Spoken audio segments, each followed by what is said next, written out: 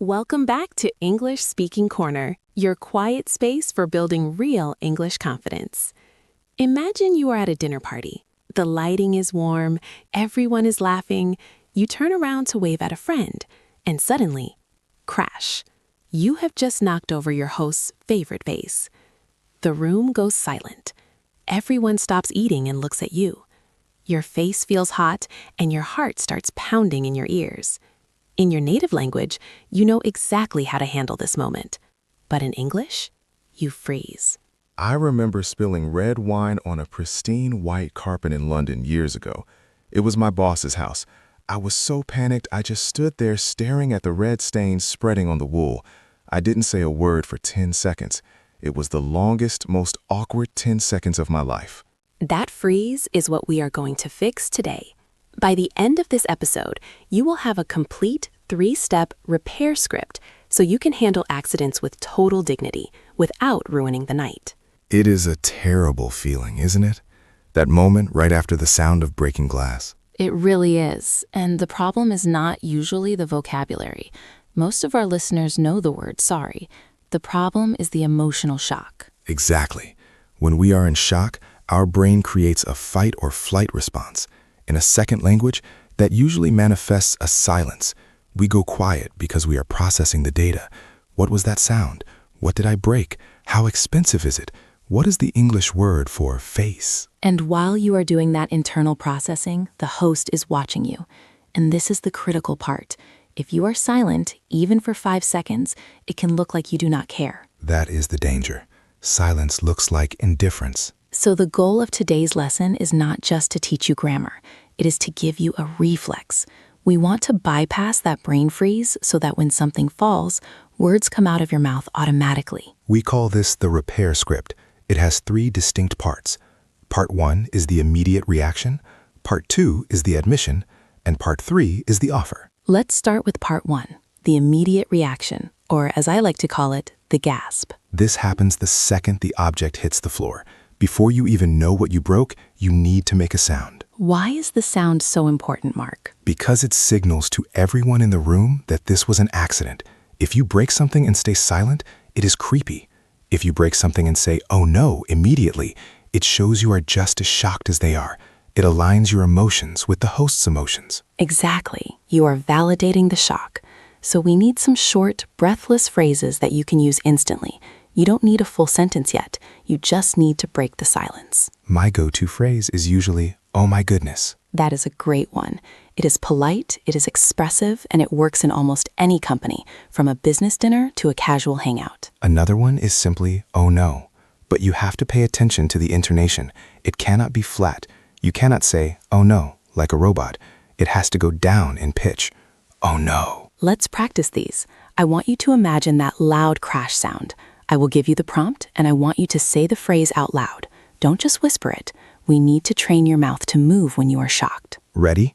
Imagine the glass shattering. Oh my goodness. Now you try. Oh my goodness. Once more with feeling. Oh my goodness. Good. Now let's try the second one. Oh no. Your turn. Oh no. And one more. Oh no. It seems so simple, but getting that sound out in the first second changes the entire energy of the room.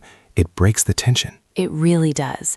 It tells the host, I am aware of what happened and I am upset about it. Now, once you have broken the silence, you need to move to Part 2, the admission. This is where a lot of learners make a subtle mistake. They use the passive voice. They say something like, the vase fell, or it broke. Right. It broke sounds like the vase decided to commit suicide. It sounds like you are avoiding responsibility. Even if it was an accident, even if the table was wobbly, you must take ownership. This is the only way to save the relationship and your dignity. You have to say, I did it. But you want to do it gently. You don't want to say, I am a terrible person who destroys everything. That is too dramatic. You want to describe the action, not your character. The magic word here is clumsy. I love that word. C-L-U-M-S-Y. Clumsy. Why do you like it so much for this situation? Because clumsy describes a temporary lack of physical coordination. It doesn't mean you are stupid. It doesn't mean you are rude. It just means your hand moved the wrong way. It is a very forgiving word. So the phrase we are going to practice is, I was so clumsy. Notice the past tense, I was. You are not saying, I am a clumsy person always. You are saying, in this moment, I was clumsy. It is a beautiful distinction. It separates you from the mistake. Let's add an apology to it. I am so incredibly sorry. I was so clumsy. Incredibly is a nice intensifier there. It sounds stronger than just very. Let's practice this full admission. Listen to the rhythm. I am so incredibly sorry. I was so clumsy. Repeat that after Anna. I am so incredibly sorry. I was so clumsy. Again, imagine looking the host in the eye. I am so incredibly sorry. I was so clumsy. One more time. I am so incredibly sorry. I was so clumsy. There is another variation you can use if you weren't looking. Maybe you were walking backward or turning around too fast. You can say, I wasn't looking. That was so careless of me. Careless is a bit stronger than clumsy. It implies you weren't paying attention. But if that is the truth, admitting it is very powerful. It shows you have high integrity. I wasn't looking. It is a simple fact. Let's practice that one too. I am so sorry I wasn't looking. Go ahead. I am so sorry I wasn't looking. Again. I am so sorry I wasn't looking. Perfect. So now we have the reaction. Oh no. And the admission. I was so clumsy. But we are not done yet. No. If you stopped there, you were just a person standing over a pile of broken glass saying sorry. You haven't fixed the problem. And that brings us to part 3, the offer. This is where you pivot from the problem to the solution.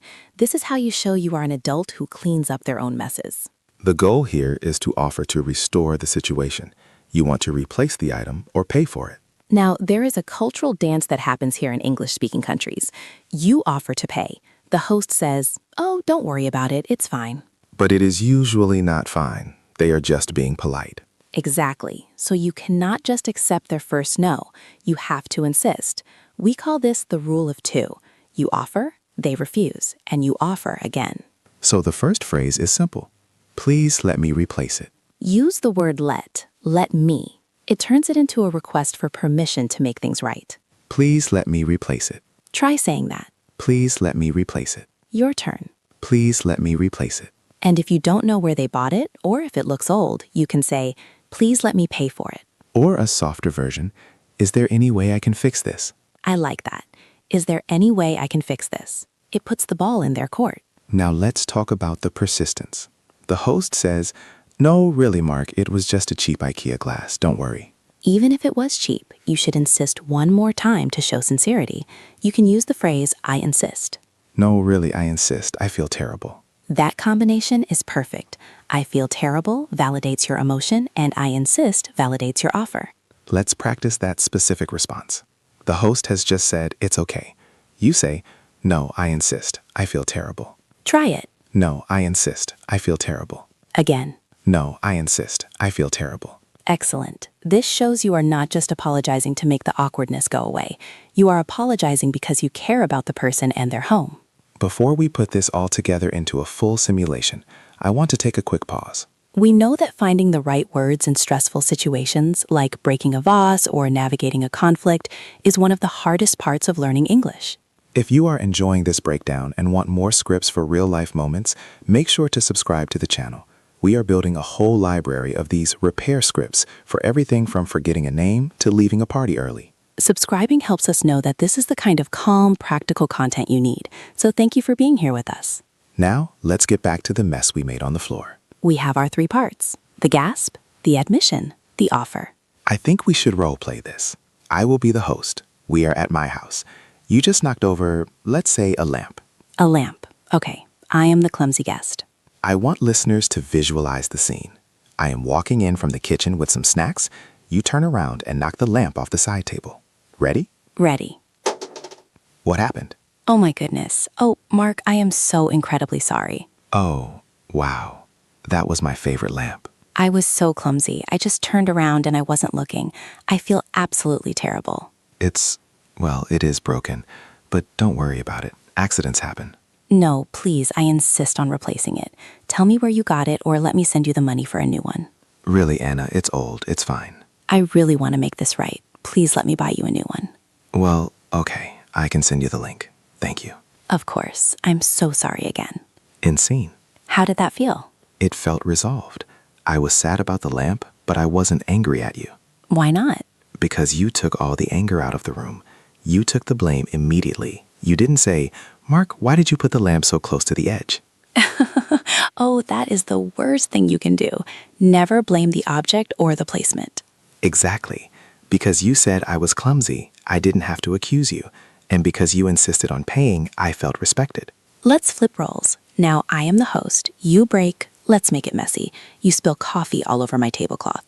Oh, the white tablecloth scenario, my nightmare. Okay. Ready? I am sitting across from you.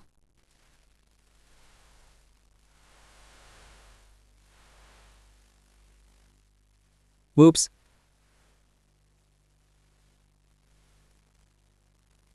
Splash. Mark, the coffee.